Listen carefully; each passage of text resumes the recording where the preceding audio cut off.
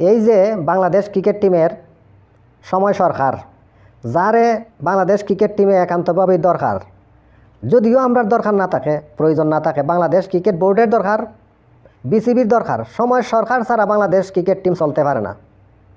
সে একটা কথা কইছে, যে RTV নিউজ করছে, যে সে চ্যাম্পিয়ন হওয়ার স্বপ্ন দেখে, সামনে T20 বিশ্বকাপে চ্যাম্পিয়ন হওয়ার স্বপ্ন দেখে। আমার কথা হইল, ভাইয়া তুমি স্বপ্ন দেখো বালা কথা, স্বপ্নটা তুমি দেখো কোন সময়ে? স্বপ্ন দেখারও তো একটা টাইম আছে, সময় আছে। তুমি কি রাইতে স্বপ্ন দেখো না দিনে স্বপ্নে দেখো?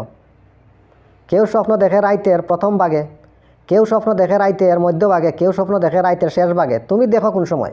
তুমি কি রাইতে স্বপ্ন দেখো না দিনে স্বপ্ন দেখো? আমার তো মনে হয় তুমি দিনের বেলা স্বপ্ন দেখো, যেটারে দিবা স্বপ্ন হয়, দিবা স্বপ্ন। ঘুমের ঘরে স্বপ্ন দেখার প্রয়োজন পড়ে না, জায়গায় স্বপ্ন দেখা যায়। তুমি খেলার মাঠে পাও গুড়ার ডিম, আর স্বপ্নে দেখো চ্যাম্পিয়ন হইব বাংলাদেশ টিম। কি সুন্দর কথা, কি চমৎকার কথা। ভাইয়া তুমি কি আমরা আবেগ নিয়ে খেলা করা শুরু করে দিছো? বাংলাদেশ ক্রিকেট আবেগের জায়গা, অনুভূতির জায়গা। বাংলাদেশ জিতলে আমরা হাসি, হারলে আমরা কান্দি। বাংলাদেশ জিতলে দিই হাততালি, হারলে দেই মুখে গালি। এই কথাটা তোমার চিন্তা করার দরকার। বাংলাদেশ ক্রিকেট একটা আবেগের জায়গা। বহির্বিশ্বে খেলোয়াড়রা যদি খেলা ব্যর্থ হয়, স্বইচ্ছায় পদত্যাগ করে, আর তোমরা চাও জোর হইয়া বাংলাদেশ ক্রিকেট টিমের মাঝে আটকে থাকতাই। তুমি চ্যাম্পিয়ন হওয়ার স্বপ্ন দেখো, দিবার স্বপ্ন দেখো না, তুমি চ্যাম্পিয়ন হওয়ার স্বপ্ন দেখো। এই কথা কইয়া কি তুমি নিজের আত্মবিশ্বাসী একজন খেলোয়াড় প্রমাণ করতে চাও?